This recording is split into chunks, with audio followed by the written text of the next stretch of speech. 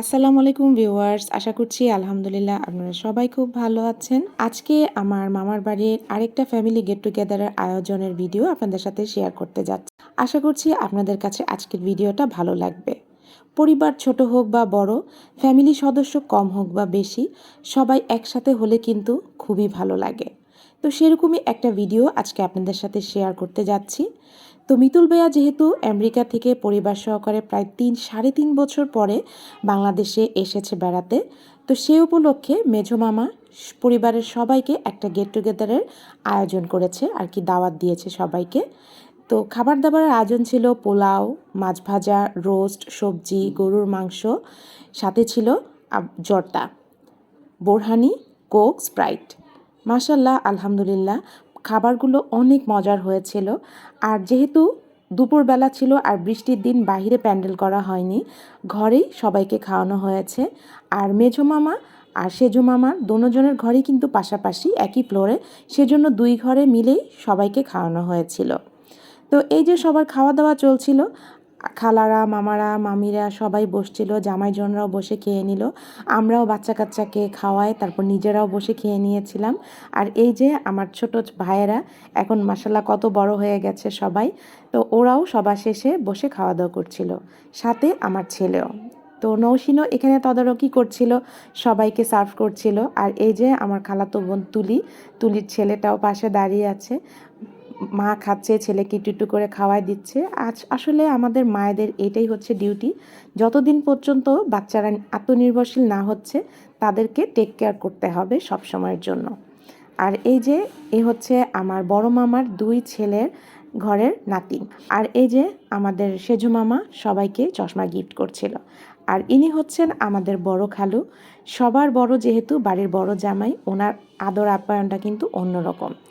তো এখানে আমার সেজু মামি ওনাকে খাওয়াই দিচ্ছিল, ছবি তুলছিল আর ভিডিও করা হচ্ছিল। তো এটা নিয়ে সবাই হাসি ঠাট্টা করছিল।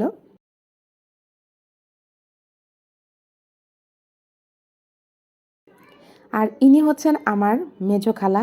তো মাশাল্লাহ, ওনার সানগ্লাসটা ওনাকে খুবই মানিয়েছে, দেখতেও খুব ভাল লাগছিল। তো এভাবে সবাই খাওয়া দাওয়ার পরে একটু হালকা পাতলা ফল খাচ্ছিল।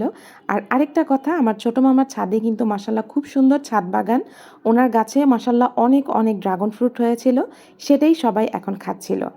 আর এই যে আমার মামিরা, খালারা, তারপরে মামাতো ভাইয়ের বউরা সবাই একসাথে একটা ফুটেজ তুলে নিল, ছবি তুলে নিল।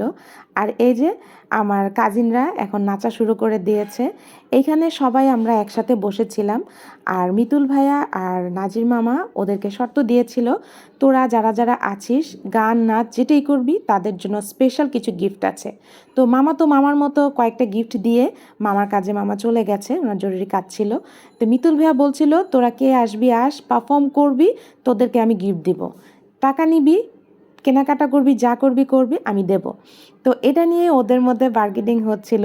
মিতুল ভাইয়া বলছিল যে তোরা একটা পারফর্ম করলেই হবে না, আমাদের অনেকগুলো পারফর্ম করে দেখাতে হবে, ভালো বিনোদন দিতে হবে, তাহলে টাকার পরিমাণও বাড়বে, গিফটের পরিমাণও বাড়বে। তো ওরা বলছিল, না, আমরা যতটুকু পারফর্ম করেছি আমাদের টাকা দিয়ে দাও, আমরা আবার পারফর্ম করব, তখন আবার টাকা দিবে। তো এইভাবেই ভাই ভাইদের মধ্যে অনেক তর্কাতর্কি চলছিল, বার্গেনিং চলছিল। আর এটা কি বলবো, এটা খুবই একটা আনন্দময় বিষয়, সময়, সবাই মিলে হাসি ঠাট্টা করা। যারা যারা পারফর্ম করেছে তারা তো গিফট পেয়েছেই, এবং যারা করেনি বা করতে পারেনি বা অনেক এখানে ছিল না, তাদের জন্য মিতুল ভাইয়া সমানভাবে গিফট করেছে। সময়টা ঠিকই চলে যাবে, বয়সও বাড়বে, সবাই যার যার মতো ব্যস্ত হয়ে যাবে, কিন্তু এই সময়টা কিন্তু আর ফিরে আসবে না, কিন্তু স্মৃতিগুলো থেকে যাবে আমার ব্লগের মাধ্যমে। তো আমার ইচ্ছা এটাই, আমার ব্লগের মাধ্যমে আমি আমার জীবনের সুন্দর সুন্দর ভালো মুহূর্তগুলো ধরে রাখবো এইভাবে।